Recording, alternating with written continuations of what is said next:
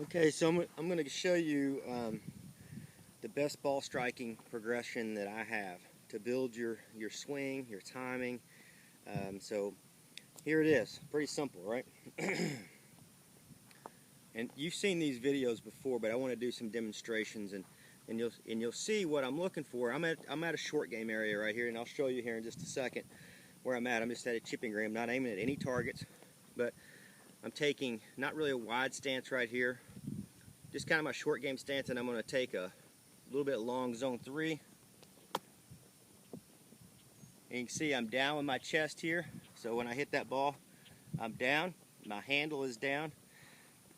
My release and my timing were really good. You could hear it. Okay, so I didn't, even though my form was good, I didn't hit release here, and I didn't chase out and run on. I had it coming down, falling, and pivoting, right? And what this is designed to do is to teach you. We're going to teach you how to swing back here, build your your momentum, I shouldn't say momentum, your potential energy and your relaxation right back in this area, and then you concentrate as you float. You concentrate and maintain your alignment. So you're going to maintain your grip alignment point as you come through, but you're also fighting acceleration. The club's going to want to. This would be incorrect. Watch this. And if you notice there, I tried to stop the club short, and if you see yourself do that, and it's very important that you do this, and we're going to go over that here in just a couple seconds. What I'm trying to do, I can go fast back, slow through, and control. And those balls you'll see here in a minute are going, I don't know, that's maybe 12 yards, okay? And it's very difficult to do, okay? So I'm going to go really long this time. That ball is going to fly out there. It landed with the other ones and it ran on about a few yards here. But you can see when I did this real long swing, maintain the width and soft and smooth and maintain that. But if you notice, I went quick here and then soft and control in here. My hands are just falling off the club when I'm doing this. But they're not falling off the club in here. So you can't go. This is the wrong way to do it. Going hard here, stiff, loose. Or loose, loose. Okay? Full. Okay, so energy's full but relaxed through the ball, deceleration, and full. What that allows you to do, all these deceleration drills that I teach, all the movements I teach are so you can scan your body with your brain. Okay? The best computer you have in the world, the best TrackMan machine that you have, the best launch monitor, the best 3D system and everything else, there's nothing better than what you have right here and you can do internally. Your brain is so far more powerful than any instrument out there, any electronics, any blah, blah, blah, blah, blah. It's stronger than anything. So if you learn to tap into these internal movements, decelerate and scan and feel what's happening, then what'll happen is you will be able to start to sense, okay, yeah, I feel like I'm losing the club out here. I feel like I'm prematurely accelerating. I feel like I'm prematurely stiffening up with my body so I can't come through. I don't have the circular pattern. So you're trying to, learn how to scan and feel so when you start to let go and you've done your training, that your swing is there. If you can get your swing built from here to through the grip alignment point in here without any hitting, premature hitting or stiffening, if you can get this to release through here and you have good postures and alignments, just to here in your golf swing, it's over. So if you train, that's why we spend so much time training. If stage 1 is going to be in here to teach you how to create this wall so you have this big power potential for the strike. As we go through a little further, reality is going to be out in here. When you get to this point and you're hitting good shots and you're not accelerating in this zone, not prematurely spinning, not losing energy back here, not running your head forward, you're truly circular, moving in a circular action. The club's very soft in the hands. It's releasing away. Both hands are trying to fall off the club, but it's got great alignment. So when I say fall off the club, it's literally falling off the club, but it's not flipping and going this way. your backhand is literally falling off if you do this correctly. Your right shoulder is down. It's this way. So your right shoulder is down towards the ball, down low. It's not tilted back, okay? It's not out in front, okay? Because you move circular, it's just like this. So this is teaching you how to build control. So I go quick here, soft, decelerate, maintain my alignment, super relaxed right here, okay? And you get to where you do that over and over and over and over, where you can start to scan yourself. That way you become the teacher, and you're not relying on all these superficial external fundamentals and eyesight and all these things. You truly build it from the inside, okay? So it's like this. So I'm going to go here long. And you can hear the sound of that ball has a nice click. If you look at the ball pattern, and I'll show you this as I'm finished, all these balls, the only one that went a little bit further is one I had the biggest swing on, and it went maybe 5 yards, but the pattern is really tight.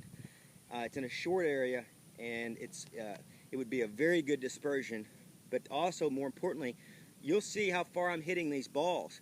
If you're not doing that at home, you're not doing it right. Most of the players, they do not trust me enough on deceleration. I'm telling you, if you want to spend a lot of money, come here and fly and train with me from wherever you're at, and you're online, you want to spend a lot of money, come on. But the first thing you're going to learn is that everything you learned about softness and deceleration, you didn't do near enough. So if you want to save yourself a lot of money and you want to get really good really fast, just listen to how much I talk about deceleration. It's not made up. It's not like I want you to, you know, when I see somebody try to decelerate, when they do these zones, it looks like this. That's what it looks like when they send it to me. Nobody's doing it even close. They're just trying to stop the club as hard as they can and try to maintain some alignment. What I'm looking for is it goes back the miles per hour when that club starts from here and finishes through the shot. I want this to be the miles per hour super soft, but you're maintaining a circular movement of your body, your respect with the handle of the club and the sweet spot that we always talk about, and they're swinging forward, and there's never hit, there's never a downward. I don't want a punch, that's not correct either. I want it to gradually swing through there and maintain great alignment. I can't tell you this enough. Watch the miles per hour. You can't do this too soft, I'm telling you.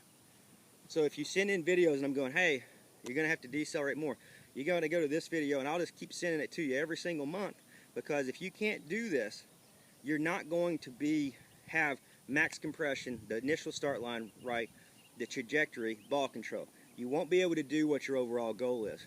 Okay, if you're wanting to hit your driver better, and you're swinging the club through here like this, or you're swinging the club like that, you don't have any chance, because you're doing the 30-yard, 40-yard shot. This is a 10-yard shot. And if I have somebody demonstrate this when they come to the school or online, when they try to hit it 10 yards, it usually goes 70, which is because they're trying to force it way too hard.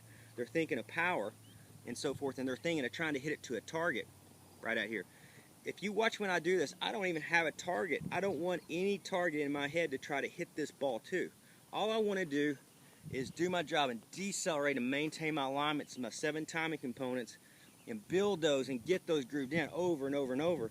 And then the swing at that point will become this nice, powerful, heavy, lots of torque and speed that you don't see. Okay, we like to call it, don't show your power.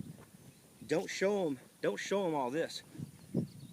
Don't start with and I'll give you another example. Don't start with a super slow backswing and then it'll look like that. You know, you have to have a sharp backswing. You know, it doesn't have to be super fast, but I'd rather see you go fast here and slow here in training and build the softness, and then the swing would be just 1,001.